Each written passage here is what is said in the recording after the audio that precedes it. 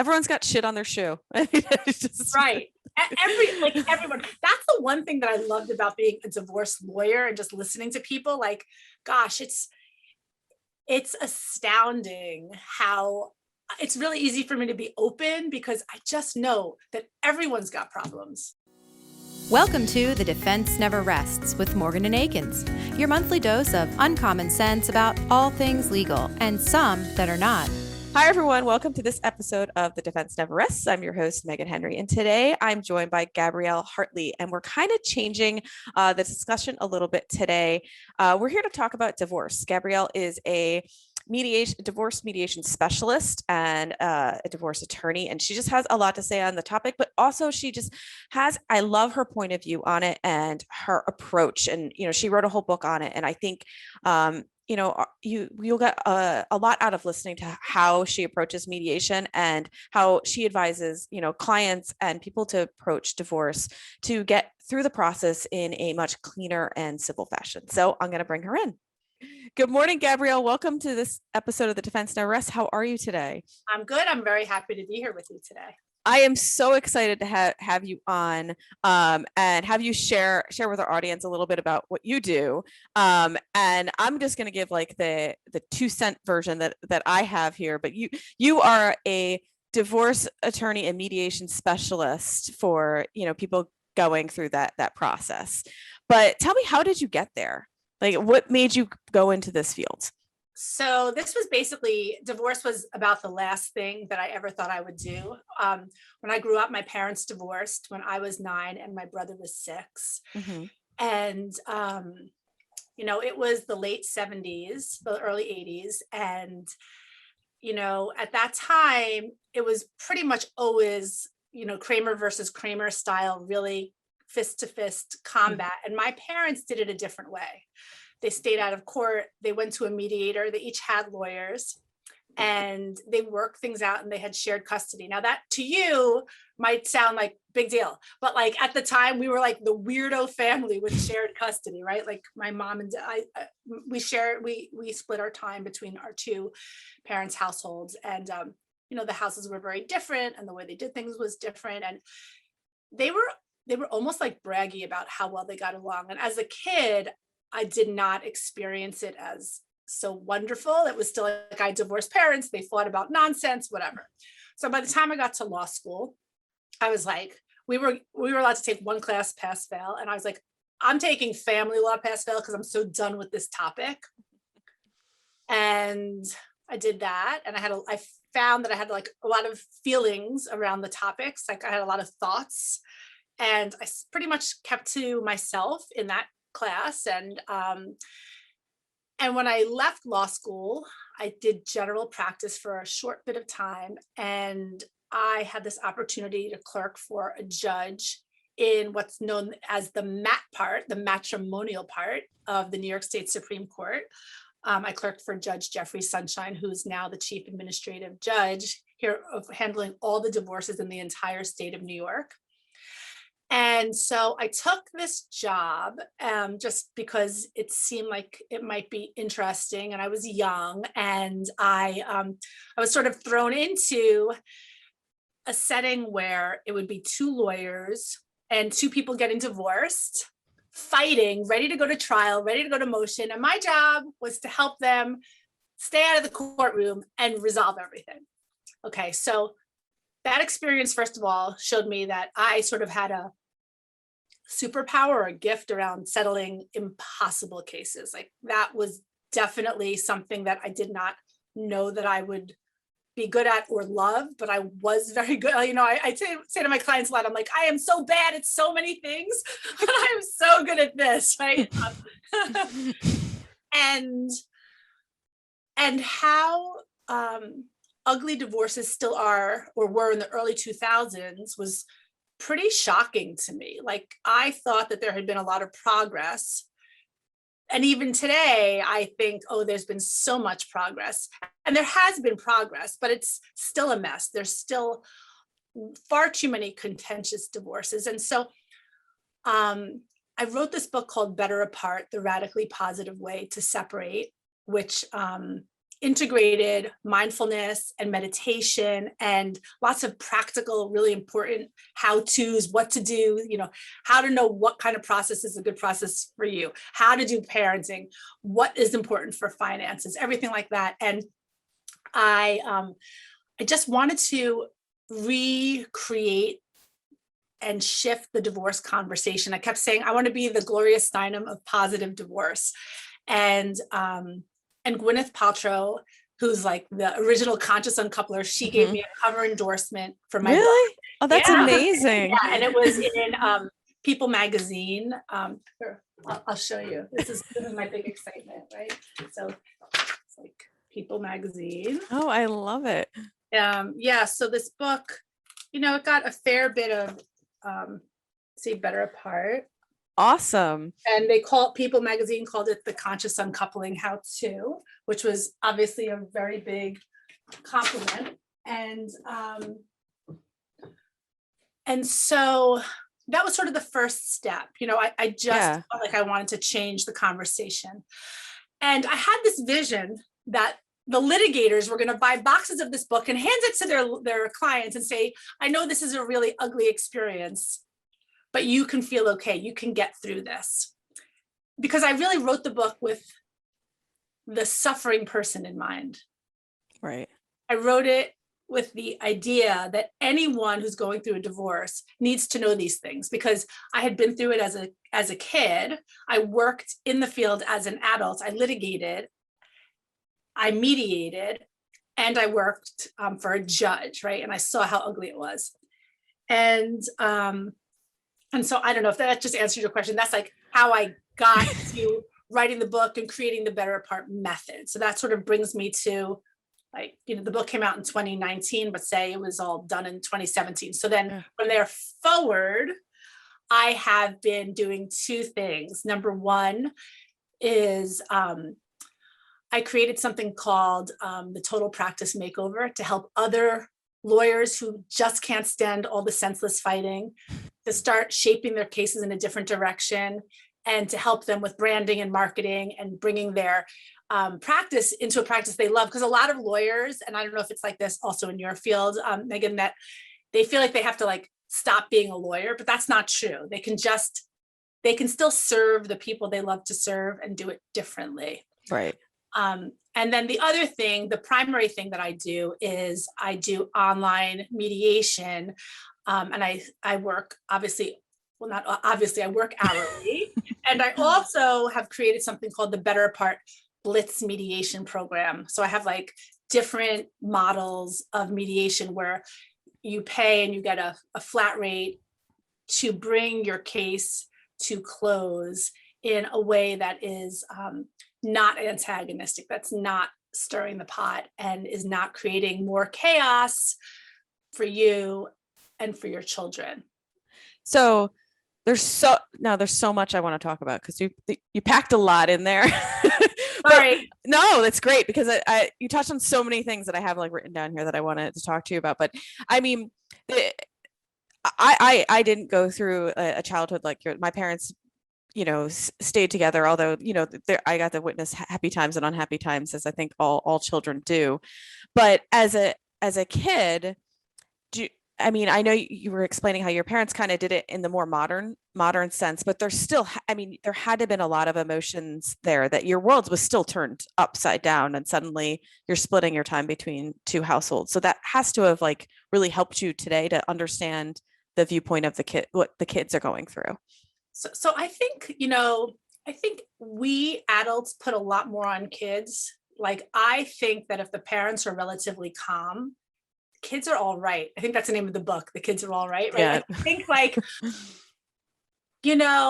I was very clear that I did not want my parents having more children. And thankfully they did not have more children. I remember saying to my father, you have more kids, I'm not visiting you. I think I was scary. So he listened. But, I found something that you might find interesting. A few years ago, I actually put it in my Instagram feed. I found this Hello Kitty diary that I had, and there was a journal entry from 5 days after my parents had this big fight when my dad moved out. And it says like, "Dear diary, I am so upset." And I was like, oh my goodness, what am I going to write? Because tomorrow is my last 1-digit birthday. Oh. Like it had nothing to do with all the, you know, Yeah. it's just like, it's not, it for me, it was okay. Like it was sad because I remember because my parents also brought my brother and me with the mediator to a therapist. They're very ahead of their time to talk about like what would be a good parenting plan. And I actually chose that I wanted to see each parent every day. And so wherever I went to, whoever, my thinking was whoever woke me up, the other parent tucked me in. Yeah. Right? So I saw my parents both every day.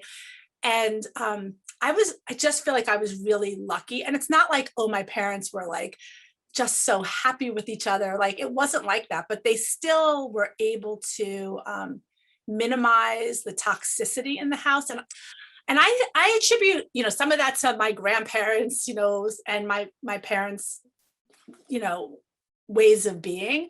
But I also think that their decision to work with lawyers and a mediator is what really helped keep the chaos down. Like the decision not to argue. Like my mom says, it's not that I wanted shared custody. I wanted custody, but I didn't think it was worth the fight. I didn't think it was worth the hell that you and your brother would have gone through. Mm-hmm. And so, you know, they did things in a way that, well, now I am that person. Now I am that mediator. So I guess, you know, I feel like it all worked out. And I just want other people to know that if these two could do it, if Peter and Ruth could pull it off, so can you. Well, and I mean, there is so much emotion obviously involved in the process, and also a power struggle. I imagine you see a lot of that there are a lot of parents trying to pull more their way. Well, there's a lot of focus on what's fair. Mm-hmm. There's a lot of talk around fair. And I tend to start my mediations with a conversation around perception, facts, truth, and fairness. And the reality of it is you can roll the dice and let that stranger in black robes dictate your future, or you can hold your future in your own hands. That's your choice.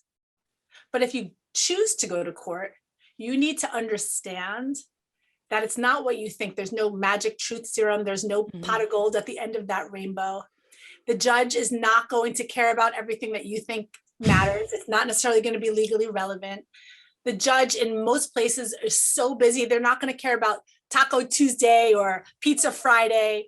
You know, they're worrying about like health, safety, welfare of the kids, and a financial disentanglement that is reflective of what the law allows. That's it.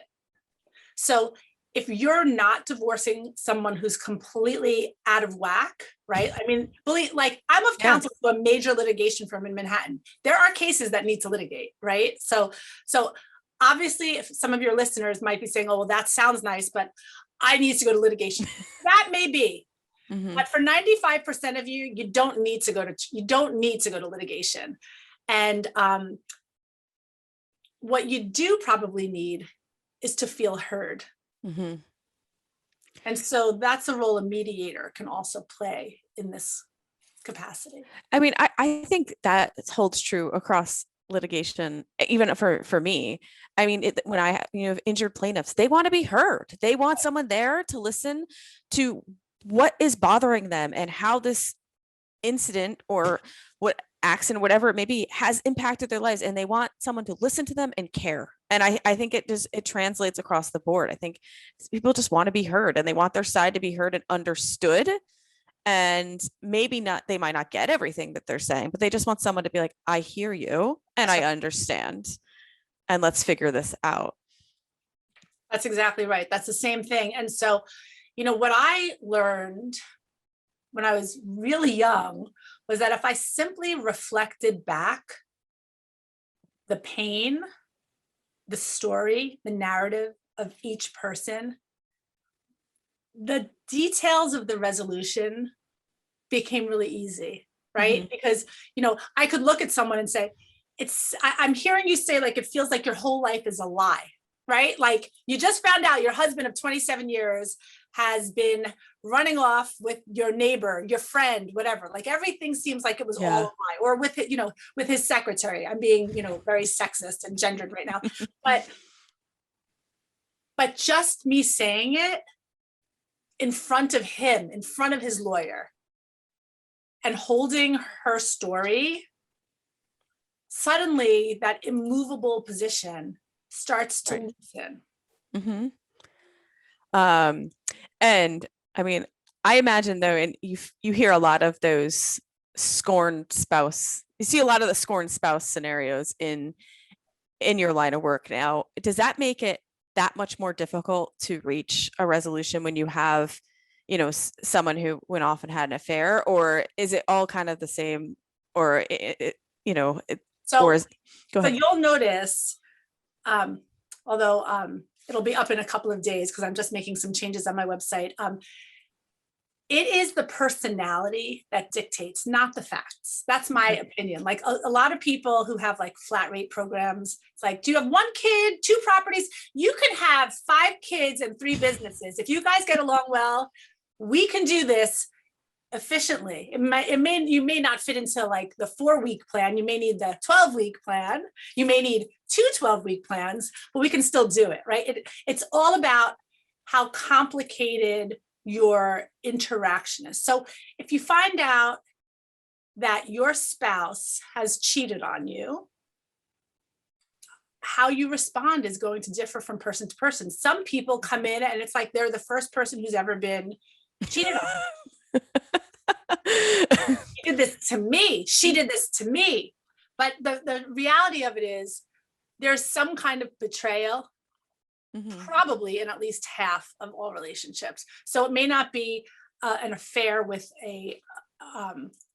with another paramour, as we call it in our separation agreements, but it may be a financial betrayal. It may be a religious betrayal. Like there's so many ways to betray somebody. And humans have the propensity of finding partners who know how to push our buttons. Those are the people we're drawn to. Right? It's like those TikToks you always see, like in every marriage, there's one who's totally crazy and there's one who's not. It's like the opposites. I mean, the opposites attract. Yeah. Except when we think about that when we're younger, we think like, oh, blonde and a brunette. Right? How cute. Exactly. Well, so tell me about Better Apart though. How did you come? To me, it seems like you came to write this book out of, your experience, out of what you were seeing in your practice. And you're like, you know what, I'm going to put pen to paper and help people with this. Is that accurate, or like, how did you come to write the book?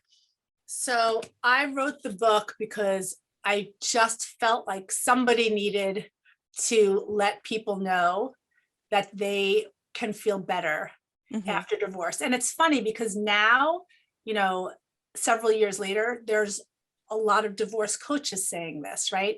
There are more and more lawyers are getting trained to be mediators. And the shift is starting to take hold. I call it the positive divorce movement, right? Like if you see me on social media, I'm constantly saying the positive divorce movement is on.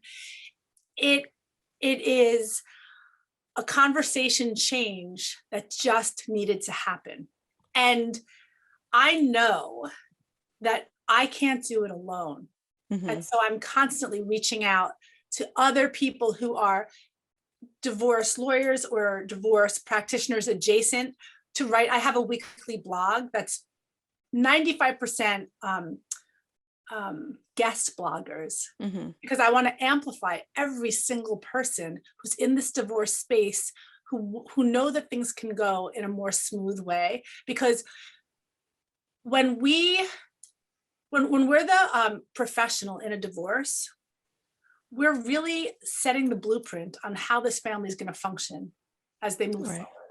So I feel like we have a responsibility, because how the adult professional functions, that is going to impact how the litigants, how the two partners function, and then how they feel about themselves, that's going to impact the kids. And so it's like a cyclical thing. So at some point, this cycle of negativity, of shame, of divorce being in the shadows has to stop. When Better Part came out, many TV stations did not want to have me on because they don't want to talk about divorce, because divorce is so negative. It's really a topic that is frowned upon. If you notice, across most media channels, the only person or people we'll see is like Laura Wasser, because she represents celebrities exclusively, and people love to hear about celebrity, but it's more rare,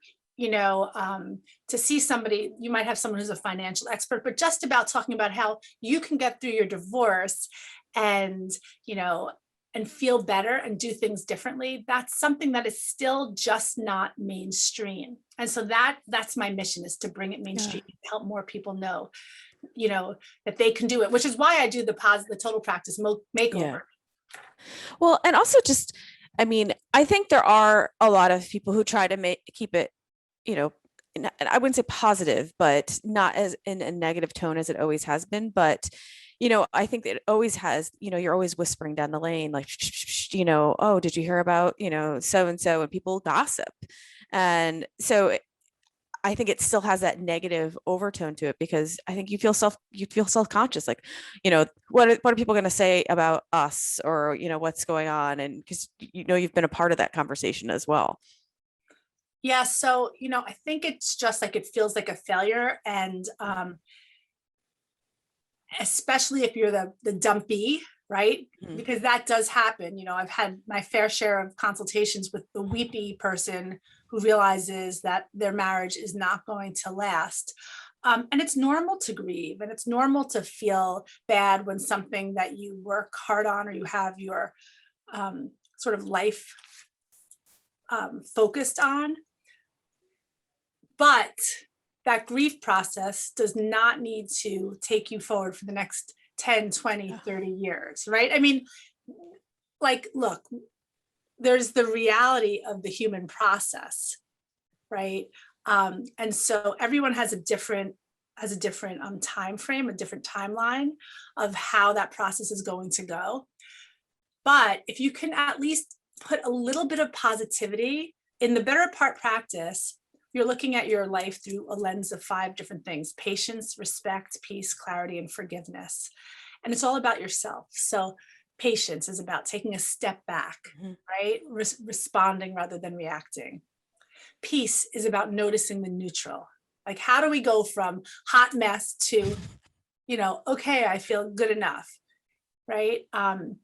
Clarity, it's about stepping away from the blame game and becoming an active visionary, engaging in tremendous visualization that you bring in, right? You internalize it. And when you internalize it, you realize it. So I call that actually the VER protocol. It's visualize, internalize, realize.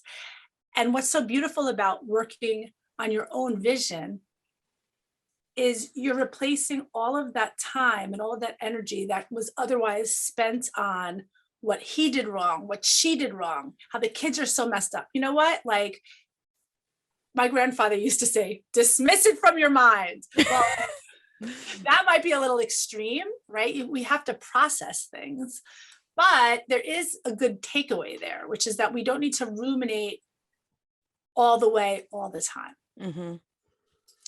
Now, so tell me, what are some, and I think you've touched on this, but when you get a new, like, a couple coming into uncouple, I should say, I know you mentioned like personalities is a big challenge, but what are the other challenges that you see that, with clients that come in that really make, doing your job more difficult?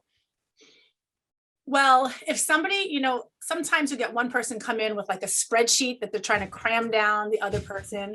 That never works. So I have to like shut that down right away, because the person without the spreadsheet more often than not has a narrative that they've been controlled throughout the course of the marriage and they don't want to be controlled. So the thing is, by giving that hypothetical of how things should go, which I myself may be inclined to do, right? Because I'm like organized about that kind of thing. You don't want to do that because you're not allowing the mediation process to unfold. You may save a couple of $1,000s, but ultimately, you may think you're going to save a couple of $1,000s, but ultimately you're more likely to have everything blow up because the spouse who has less understanding or knowledge of the finances is going to be more likely to be triggered, impatient, and wind up in court. So that's one thing, that's one problem. Another problem, which is like a huge problem, is I know everybody makes fun of me. I say huge, I guess is what it's huge. Is when somebody comes to the table and is always agreeable without thinking things through.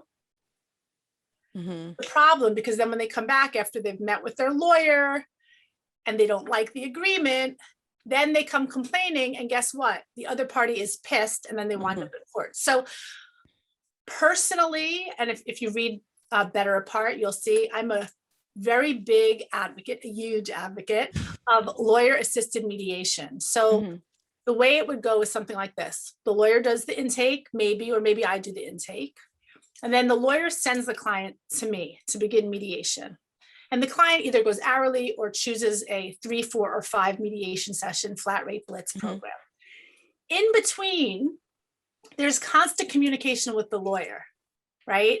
So typically the lawyer is going to be working with the client and drafting the final agreement based on the memorandum of understanding that we get to in the mediation. So it's really the best of both worlds for the client, because the client loses all the blustery legal stuff that happens in the courthouse. And they have the knowledge from their lawyer of what the range of outcomes should and can be. And they have someone, the lawyer on the side, sort of helping them to negotiate. Because remember, when you're a mediator, our role is to be impartial and neutral.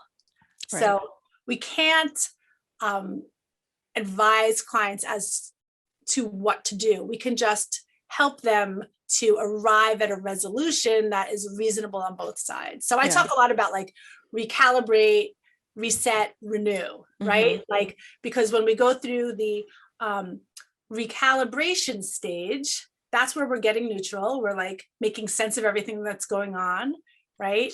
And when we reset, we're now open to consider possibilities. And renewal, that's like, again, where we're an active visionary. Yeah.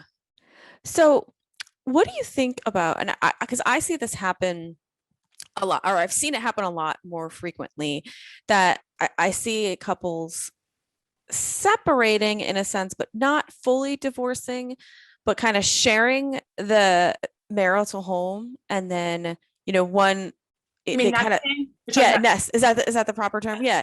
Like, how do you, I've been talking to people, but like, how does it even work? I feel like you would be in your house and then you would go somewhere and then the other spouse would come and like nitpick everything you did or did not do while you were there. Yeah, I mean, nesting, first of all, nesting used to be like, I wrote an article a long time ago that was like, leave nesting to the birds, right? But nesting is actually becoming a lot more popular with the millennial generation is nesting a lot more than my generation was doing it, go Gen X. So this is how it works. The kids remain in the marital home. The other two parties either get a sort of neutral space that they share, so they just rent one other place or buy a place, or if there's enough resources, each person gets their own place separate. And there are ground rules for the marital home. Usually you don't have new significant others in the marital home. You can still be divorced, by the way, and do this. You can totally be divorced and nest. So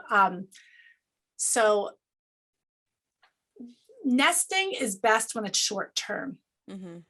because It feels like a recipe for disaster to me. Like, it really depends on you and on your personality and on your dynamic. Like it wouldn't work for me, certainly. Like one of my biggest pet peeves is my husband leaves his clothes everywhere. yeah, mine too. It's so So annoying. like if I was divorced from him and I'd come home and there were clothes everywhere, like that would not work. Yeah, yeah. Right now, I'm like, are you in college? Like, why? Why is there clothes on the floor?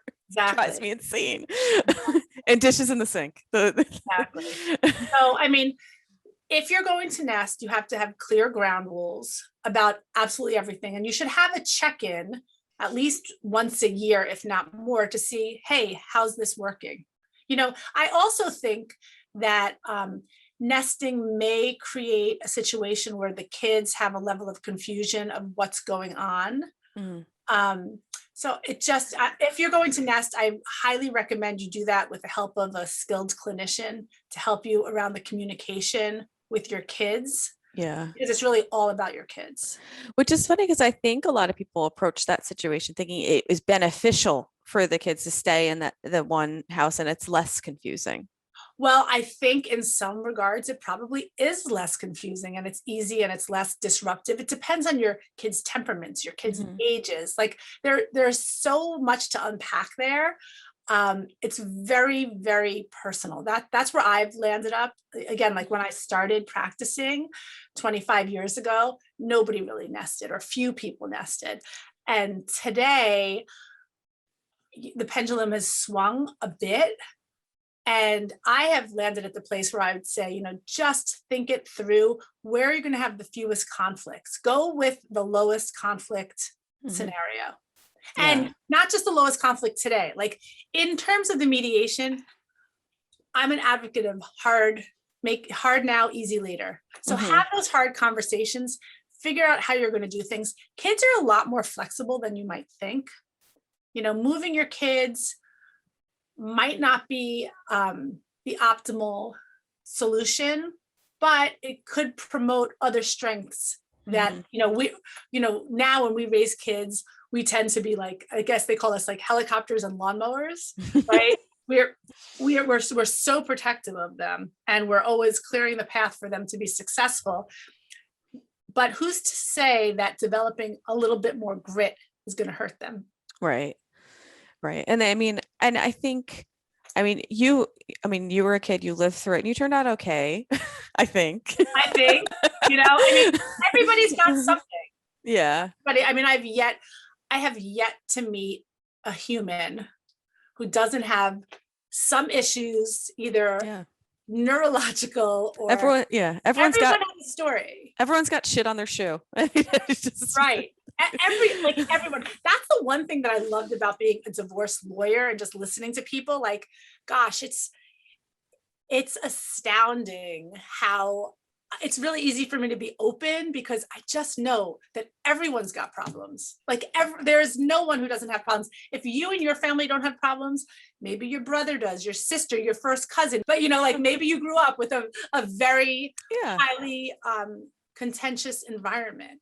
What about scenarios that you see that if you have one of the parties, if there's not physical abuse, but like the emotional narcissistic behavior, like that's got to make things much more difficult because it's different. It's very ingrained in the brain and not apparent on the outside. Yeah. So narcissism is a word, a term that is, in my opinion, vastly overused. It's a buzzword. There's, the covert narcissist. There's all the different kinds of narcissists.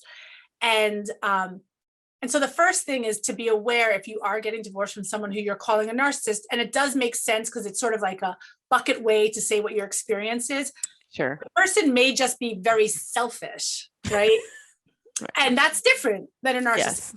Because the person might be extraordinarily selfish, so they're really always looking out for themselves, but they don't necessarily want to hurt you, right? So it's like, anyway, let's just say to mediate with either a very selfish person or a malignant narcissist or a covert narcissist or what have you, it's really important that you are very clear on what your boundaries are around the terms of resolution.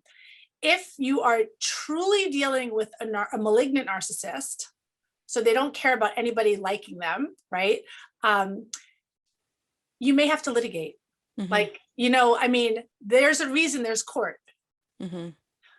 But if you are negotiating with the kind of person, and I'm not going to label them, I'm not a psychologist, I do not know, you know, the particular label. But if you're dealing with a very difficult person who you feel like might be a narcissist, but at the end of the day wants to be liked by other people, wants to seem like the good guy, because there's a whole world of people like that, Mhm. you may be able to mediate. Just make sure that you have a skilled person helping you to put the best positions forward. I do actually a fair bit of strategic divorce coaching for Mhm. people who are dealing with narcissists or selfish or difficult or impossible exes, just so that you make sure that you are positioning things correctly from the start. Yeah. Because the way you go through your mediation is really important. Some people come to mediation with their lawyers, and that's absolutely fine. That is still going to save you heartache and money most of the time. But if you're going to go to mediation with a lawyer, make sure that you hire a lawyer who is truly mediation friendly and isn't just racking up the hours before they file. Yeah, that is such a good point too, because I mean, let's face it, divorce is expensive. It's expensive on all sides. That's right. And there's no getting around it. Like, don't think if you go to mediation and you say, oh, well, I'm not going to have a lawyer. Well, that's fine. And you might save, you know, $10,000 or $20,000 between the two of you, depending on where you live and how much you have. But the fact of the matter is, if you enter a bad agreement, it's going to cost you a heck of a lot more potentially. Yeah. And I've seen that with some people I know asking me for, you know, recommendations of attorneys they can seek out now to help them through, you know, get out of a bad decree. And you they can't have. actually get out of property settlement. And, you know, you might be able to change things pertaining to your children, but typically that's about it. Yeah. Which I guess that is probably the most important part, but still It's still extraordinarily difficult and expensive. Right. And is that why you came up with your model, your flat rate model, to kind of make it a little more, I don't want to say cheaper, but like accessible and It's not really overwhelming. accessible. And it's also like, there's a lot of people who just want to be done. There's people who come to me because they've been with their lawyers forever and they just have had enough. They just want to be done, right? And then I have like the easy peasy model. It's, you know, 2 sessions and a couple of phone calls, and then I give them the memorandum of understanding. I have a middle of the road, and it's complicated. And yeah, I created these flat rates also to ensure that they would be done in a certain amount of time.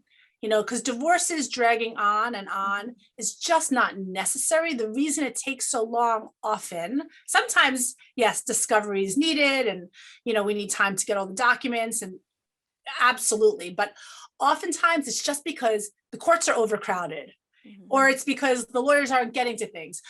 When you do a Blitz program, you can schedule sessions either weekly or every other week so that you're done and you can move on to the grieving process, to the dealing, you know. And, you know, the divorce, the breakdown of your relationship, that's really hard, and that you're not going to finish in 6 weeks, right? No. Like, there's no way. But the financial piece, the kid management piece, once you've talked about things, you can do it more quickly. And even if you don't want to do it more quickly, the other reason that I find that the flat rate is really pleasing for people is you don't have to worry every time we speak that you're getting billed. You pay, you have a certain amount of time. And if it goes over a little bit, like, I don't worry about it, you don't worry about it, you know. And, you know, at the end of the day, you know, assuming both people are actually engaged, you're going to come to the table back to your lawyer with all of the terms of the agreement, or you're going to go to a DIY platform and you're going to fill it in yourself and just let a lawyer fill that out. So it's, that's always another way. It kind of gives a sense of certainty to a time of a lot of uncertainty, especially around the financial aspect. I'm sure like a lot of people go in stressed about the finances. I mean, and it also gives certainty, if you have a spouse who you feel like is just going to like jerk your chain, just come to one session and then make excuses about the next session. These flat rate sessions expire. And guess what? Nobody wants to walk away from any amount of money that's going to expire. So your spouse is going to come to the table. So I have found it to be, I'm going to say it again, hugely helpful in cases where you have the reluctant spouse. And it's not strong arming them. Like the initial intake is always just hourly, because I never want anybody to sign up for something that they're not really ready for. Because we can always just do things hourly. That's how I did things for, 23 years. Right. And that's better for a lot of people, but this is just another nice option. Yeah. So what piece of advice though would you give to couples, or an individual who's considering like, I don't know if I want to, this marriage isn't working for me. Or they're just like, this marriage is not working for me. I need to, like, what piece of advice would you give? Two different things. So first of all, in Better Apart, actually between the introduction and chapter 1, there is a little chapter called Pause. Maybe you don't need a divorce. And I give lots of tips about things you might want to do before pulling the trigger. But the main piece of advice, the number one piece of advice, is a step back is the best way forward. Mm-hmm. Take stock in what you have. Realize I say this far too much, there is no pot of gold at the end of this rainbow, right? Like, because you're going to trade one thing for another. You just have to figure out which is better for you. And think a lot about if you're fighting about a particular thing, like I want the house, get behind what you want and think about what your interests are. So in mediation, we talk a lot about positions and interests, and your best alternative and your worst alternative. If you can have a conversation with yourself about why you want what you want, and try to figure out why your ex wants what he or she wants, you're going to have a much better chance of reaching a reasonable resolution.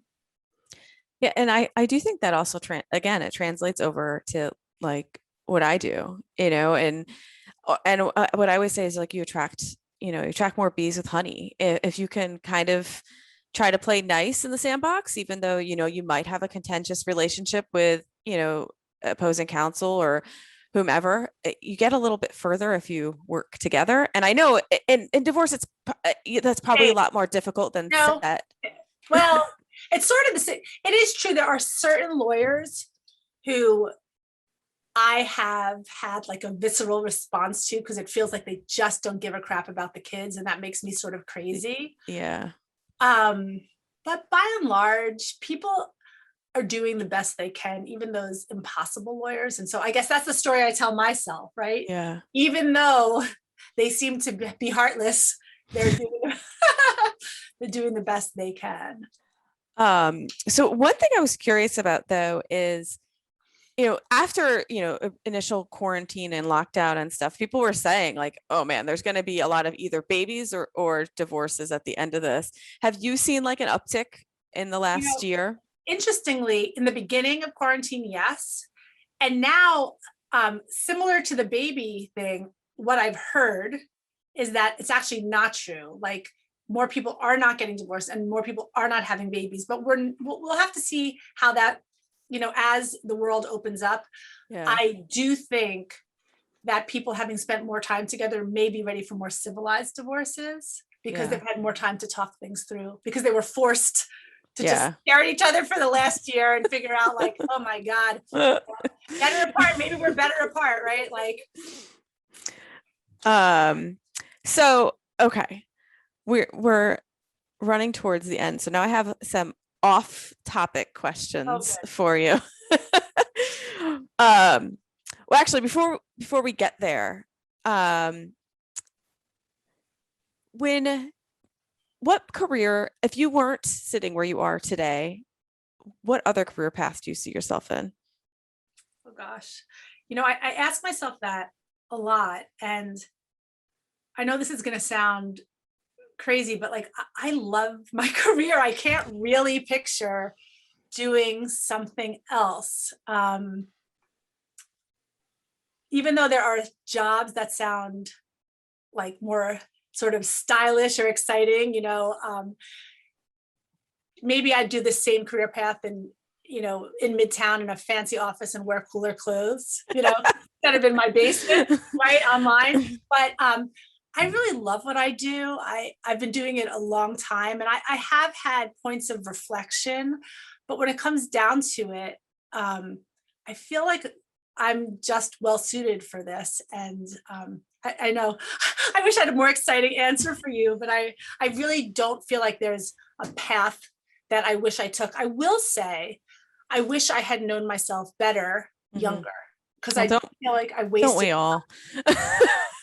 Don't we all? Yeah, I guess so. But I'm saying, like, I wasted time. Here's a message to all you lawyers who are stuck in a practice that you don't like, which is why I think I do this total practice makeover 4 times a year. The next one starts June 7th. And then I have ongoing one-to-one with lawyers who just want to like their job better. I wasted so much time in a litigation practice, which I really just never had my heart and soul in. Yeah. And had I been doing mediation earlier, I just think I'd be at another place now. But like, really, maybe I'd just be doing the exact same thing, but for more people. Yeah. I will say, I think about sometimes like a career that I wish, or I romanticize about is I would love to be like that person who writes like trashy romance novels. And that's the thing. Like, I wanted to write books. Like, I've written a book. Like, HarperCollins published it. Like, I'm writing another book right now. Like I've done the things I want to do. Like, when I was younger, I thought like, oh, I want to be a talk show host. But like now, like I've been invited to co-host lots of podcasts, and I'm like, I don't really want to. It's just funny. Like, maybe I'm just settling in. I think you'd be a great host. I'm told that. People want me to come co-host with them. I always say I'll be happy to co-host a show. I'm happy to, like, if you bring a guest who you feel a little overwhelmed with and you want me to help, like, I'm there. No, I think you could have like Gabbing with Gabby. Come on. I know. That's funny that you should say that, because originally, that was one of my titles. It's good.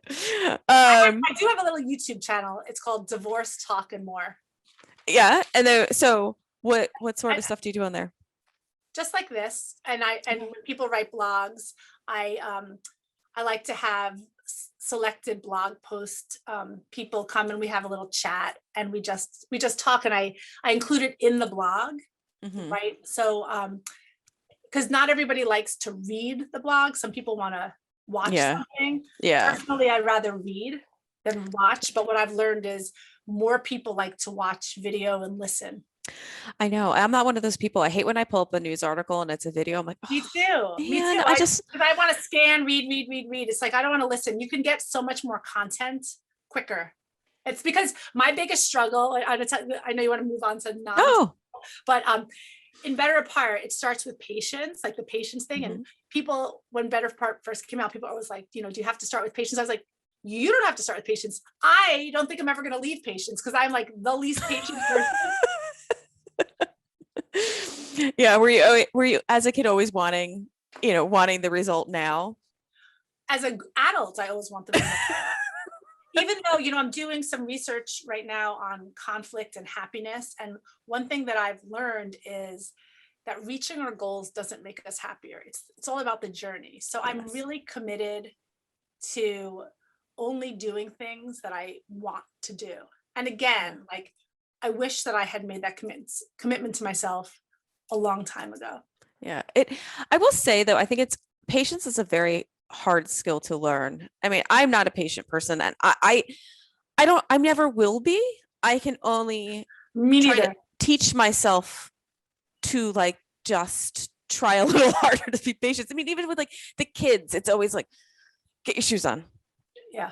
All right, can you get your shoes on, please? And then it takes, 3 times, and I'm like, get your shoes on. Like it's like I have no patience with it, but I How old are try. your kids? 8 and 6. Oh, you just wait. Oh, really? Like I have one that just like she's so smart, but she can't remember to like brush her teeth. Like she'll come downstairs. I'm like, did you brush your teeth? And she'll go upstairs and then come back down. I'm like, did you brush your teeth? She's like, oh man. It's like you had one thing to go upstairs for. Little kids, little problem. Great. I just want to freeze them where they are because they're very cute and they're nice now. Yeah, I have a 9-year-old who's adorable. He's so nice. Oh my gosh. So do you have any guilty pleasures? Gosh, I'm so boring. Is that your guilty pleasure, that you're boring? No, guilty pleasure. I just like to, remember, I work a lot. I'm a mom of 3. Mm-hmm. My guilty pleasure is going for a long walk with my earbuds with my friends, and I'm just talking to them. They live all over the place. Yeah. And like just taking a long break and hanging out with my friends when, I kind of feel like I should be at home paying attention to my kids when I've just worked 10 hours. I know. I will say on Mother's Day, the one thing I did was just go for a walk alone. Just I do it a lot. Yeah, it is nice. I take a lot of breaks during the day when I can, even if I just get like 20 minutes and I just take a little loop outside and I'll talk to somebody. I'll text a friend and be like, do you have a few minutes? So that is, I guess, a guilty pleasure. I also, pre-COVID, about every other month I'd take a girls' weekend. Oh, that's so nice. Anywhere good? Well, just wherever they live. Yeah. All the places. Easy, quick flights, but I'm from New York City. And when I got married, I moved to Northampton, Mass, which is, pretty small. And most of my good friends do not live here. And so when I'm home, I'm mostly just focused on my kids and work, and so traveling, to see friends and family is like really a guilty pleasure. Yeah. Especially it's guilty if I'm going without my kids. Right. Yeah, but sometimes so necessary. I mean, I think especially after this whole year, like it felt like for me to be able to go on a walk by myself felt like you had those little kids. Yeah, it felt like an escape, or finally when I was going back into stores again, I'd be like, well, I need to go by myself for your safety. But really, I just needed some time to be by myself. When my kids were little and I go to like the grocery store, I remember like calling a friend saying, is it bad that it feels like I'm at the spa right now? Yes. Just to be in the grocery store without the kids. I do remember that feeling. I will say it does get so much easier in terms of your autonomy. Like I have my life back now. Yeah. I have like my body back, my life back. But then you probably miss them. Like sometimes like I feel like, oh, I get my own time, but I'm like, oh, but I want them here. And then once they're here, I'm like, oh, but could you go away? Yeah. I get all that, but if they're happy, I'm happy. Yes. Yeah. And then it breaks your heart when they're not, and you just want to fix it. So one last question I asked this to, I think, every single person I have on, and I love the differing responses I get. Gosh. So that's easy.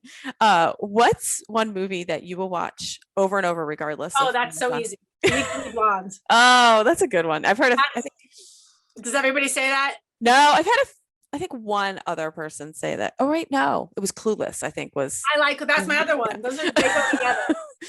Clueless and Legally Blonde. And I think it's like, where I grew up, I went to a large public high school in New York City. And, it wasn't like super cool to be, I don't know if it's ever super cool to be like, the girl raising their hand. But when I got into Cornell, my boyfriend at the time, who is a very nice person, I actually set him up with his wife in our 20s. Mm-hmm. But he was like, get out of here. He was like, number 1 or 2 in class.